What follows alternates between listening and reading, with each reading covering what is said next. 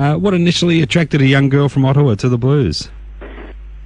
What initially attracted me to the blues, I think just the blatant honesty and soul of the music, you know. I mean, I was about 15 when I got into it, and I'd been into, you know, the Stones are probably the closest thing I listened to that you know, got me to delve deeper into the history of the music, and next thing I knew I was buying Muddy Waters records, you know, and I never looked back. When you started taking in influences, did you find there was a uniform quality amongst all the artists that you were admiring? A uniform quality? Well, like I said, it's pretty, with blues, for my liking, has got to be a pretty integral sort of somebody with their own sound, you know, who sort of discovered their own voice, like Muddy Waters or Lightnin' Hopkins or Memphis Minnie or people like that. I mean, I started out listening to, I would say, 1940s chess records, anything from there, and then I went back and got into the, you know, the acoustic blues, and then I never got into the modern blues too much, you know, the stuff that are happening around today, although I've definitely tried to keep up on track with it all, you know. But for me, it's a person who's sort of realized their own voice. So it's a hard genre to do that in, you know. Sure. Now, I believe you were still in school when you began playing the blues clubs over there, is that right? Yes, I was. Were you close to your school friends, your peers at school? I guess you would have had different interests to them. I did not have too many peers at school, so there wasn't any problems or conflicts there. I was really into my guitar, and once I discovered the local blues jam that happened every Tuesday night, I went to that, and I sort of lived for that. And I ended up getting my peers through there, and my first real peers from that, you know, teenage era were a bunch of other blues musicians. Sure.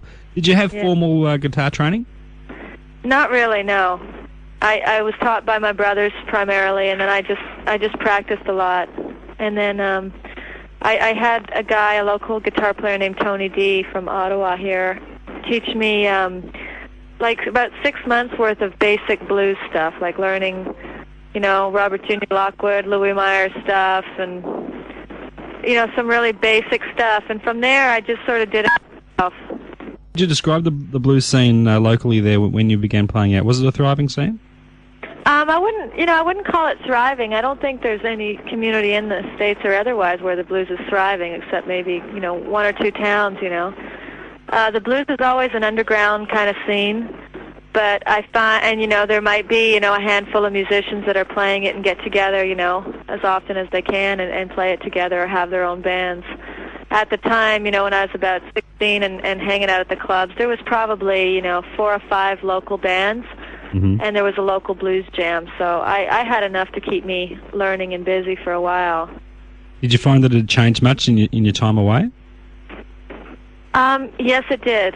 Pleasantly enough. I was gone from here for about 10 years. Well, I went down to Austin and everything, and when I came back, there was a whole new bunch of players, and the scene is pretty healthy, I would say, you know, because I've lived in a lot of different cities. I would say the scene here is pretty healthy. Was it a tough decision for you at the time to pack up and leave home for Texas as you did? No, not a tough decision at all. I left home at 18 and went to Vancouver, which is, you know, as far as you can get in Canada from one spot. And then by the time I was 21, I was living in Texas, and there wasn't any restraint in me at all as far as wanting to go there or being able to just pick up and leave. I lived, you know, out of a suitcase like a gypsy for about 10 years, you know, from the time I was about 18 till 28. In those very early days, was it a bit of a struggle for you to be taken seriously as an artist in your field? Because I assume, you know, teenage female blues artists would have been a bit of a rarity at the time. I was. When I was about 16, I was a rarity. And I was a rarity up until, you know, my mid-20s. There wasn't too many other female, you know, young female blues guitarists out on the scene. I was always very, you know, by the time I got to Austin, you know, I was already pretty much respected, and the way I arrived in Austin sort of lent to me being respected anyway, because I was brought down by Clifford Antone, the head of Antone's Records, and he sort of gave me the stamp of approval, you know, and that everybody was cool with me, you know. Yeah. I didn't really ever feel like I had to prove myself more than any guy would, you know. Good. Do you think Austin would have been your place of choice to go to anyway, had you not had the offer from Clifford? It was always my choice to go to. Yeah. I was always really influenced by the scene down there.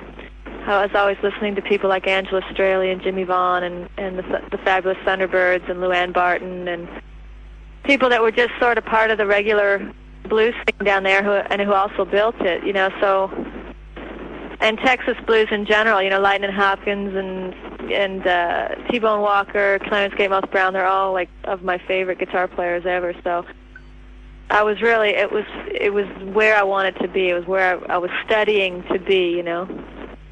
Now that time is over, you're back home again.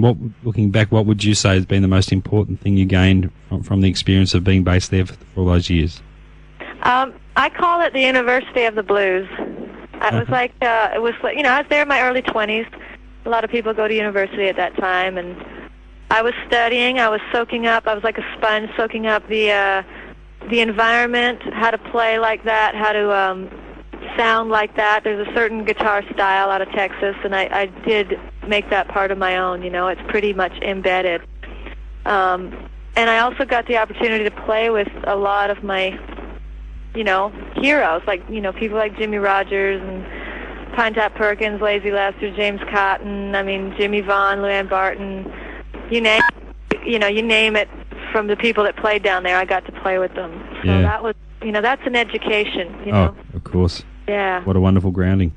Yeah, and it is grounding, and from there you sort of, I sort of look at myself and I say, well, where does Sue Foley fit in, you know, and it took, you know, how many years on the road to just sort of figure out where I fit in and all that, you know. Mm-hmm. Without trying to be a replica of anybody else, you know. I read you quoted somewhere as saying you'd like to be known as the female Clarence Gatemouth Brown eventually. Yeah. Right from the start of your career, have you had that ambition to be in it for the long haul? Definitely. Yeah. Definitely. I really aspire to that. And in fact, everybody I like is, you know, like the people I really admire are really old, you know. And it's because of that. It's because they've been in it so long that their music has this richness that it just takes years to get to, you know. So definitely, that's what I aspire to. So what do you see as being the key element for you to achieve that kind of longevity?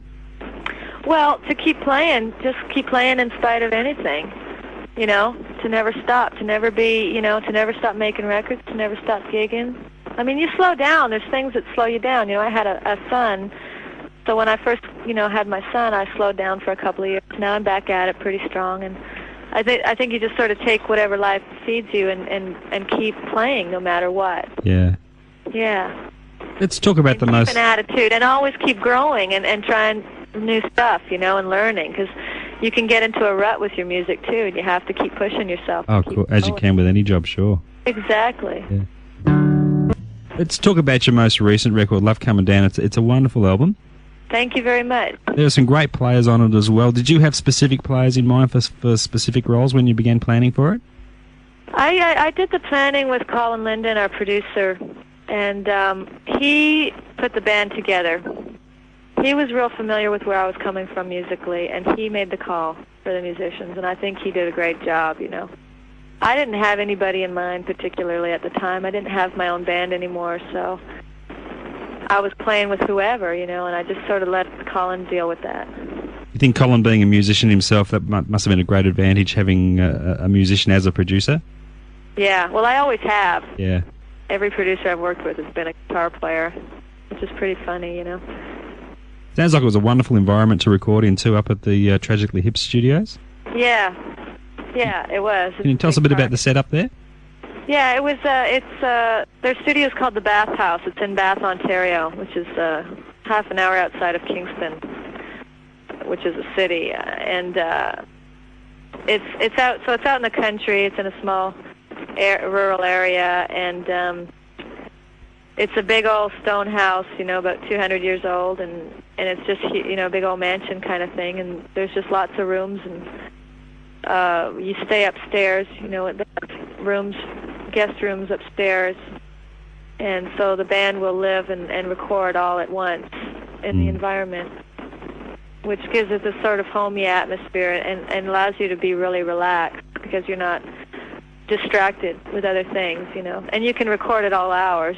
You know, you could record all night and sleep all day, or vice versa. You know, so you don't necessarily have to watch the clock and the hours that you clock. Exactly. And there's nobody, you know, because you're there for 24 hours a day, and they take really good care of you and feed you, and it was just wonderful. It was the best recording experience I've had, I think. In terms of songwriting, I guess it'd be fair to say this is your most personal album to date, having gone through that. Are you a believer now in the old adage that the best songwriting comes out of personal suffering? I don't know if it's just personal suffering or just being able to keep delving into expression deeper, you know, and sort of putting that forward. I mean, because, I mean, you can write, you know, you could be happy, and if you can get with that feeling really deeply and express it really creatively, then that could be a good thing too, you know. But I think it's just getting in touch, and I'm hoping and I'm aspiring as a writer to be getting, you know, closer and deeper in touch with all that stuff. Because I think my favorite music is pretty deep, you know. Yeah. And if I can ever get as deep as some other artists, I'm always working towards that anyway. Be a more general roots feel creeping into your music now, rather than just the straight blues. Is you finding that's giving you more flexibility as a writer as well? Yeah, I think it gives you more flexibility, definitely, because, you know, blues is, you know, 3 chords or 1 chord, and that can get hard to just try to write everything in that style when you got maybe some more stuff inside of you, you know. And I'm influenced by a lot of different stuff, so I don't care to be pigeonholed in that way, you know. When I write, I like to be a little bit more free and see what comes out. Now, you're with Shanachie Records now. How did that deal come about, and how are you finding the relationship with them so far? The relationship's going well. Shanachie is a very artist-oriented label. They really support their artists and let their artists be who they are without putting any pressure on them to be otherwise. Mm-hmm. So we've gotten along that way. They've always given me creative, you know, control and liked everything I've given them as far as what we got out of the studio. So, you know, we've been working together off and on for several years, because when I was still with Antones, I did a couple of side projects with Shanachie, which started our relationship. Okay, you know? Yeah. And I finally signed to them in 97, and made 10 Days in November, and then this one. So I think I have one more record with them. So, for yourself personally, how are you finding the lifestyles of working musician and single mother? Are they mixing together okay? It's a challenge. It's a challenge. Being a single parent is a big challenge. I won't say it isn't. Yeah. It challenges me every day, and sometimes I'm at my wit's end, and sometimes I'm doing real good, you know. So, but you know, I have to play. I don't know. It's not just that I couldn't do anything else. I'm not saying I'm incapable. It's just that I was told I was called to do this. So I keep playing, you know, and teaching my son that that's what you do in life, you know. Yeah. Sometimes I got to be away from him, and that kind of hurts both of us to an extent, you know. I guess that would be the toughest part, than being on the road and not being able to take him with you. It is. Yeah. Sometimes I take him with me, and sometimes I leave him. You know. Sorry, you never seem fazed or intimidated about taking on and covering material by some, you know, seasoned veterans, legendary artists, in fact, which is something I've always admired about you. Did you have to build up a confidence in yourself to be able to cover some of those songs, which many would seem as sacred songs? All I need to be able to do is think I can step into the song. Yeah. Step into the feeling and make, and at least give it my own perspective. Otherwise, and then it's fine, you know. Like, there's certain songs I wouldn't touch in a million years because I wouldn't think that I could step into it, you know. Yeah. Or that I could do it justice as much as the person who originally done it, and I can't see doing that. You have a set criteria that you use in deciding on a song to cover? Just as if it applies to me in a real personal, fundamental way. You know, if I can just hear the lyrics and then think, yeah, you know, I know what. Or at least I know what I feel about that, you know, and how that applies to me, you know. Because you got to be able to sing it with integrity and truthfulness, and especially in a genre like blues. If you're not truthful, you're going to be just falling flat on your face, you know. Yeah, you'll get caught out for sure. You will. You'll be found out, exposed. Now, the touring to back up this album, is Australia on the cards at all? I would like it to be. Yes, keep spreading the good word. I was out there in '95. That's right. Yeah. And it's a long way, but I'm ready to go. Well, we've got a wonderful season of blues and roots festivals in the first half of the year, so maybe we can spread the word around to get you down here for one of those. That would be great. Yeah, I'm ready. Believe me, I'll bring my boy and hit the beach. At this early stage, do you have any idea of the direction you'd like to go with your next record? I've been writing already, but I would say roots is pretty much what I do. So we'll see. I don't know yet. I'm just writing right now. I was working on stuff. Terrific. Okay, Sue, I won't hold you up any longer. I'll let you get back to taping your young lad there. Yeah, okay. Thanks for your time. It's been a real treat speaking to you. Congratulations on your album so far, particularly the most recent, and hopefully we will get to see you, Dan. Okay, Sue. Okay. Thanks again. Take care. Okay, you too. Bye-bye. We'll see you. Bye.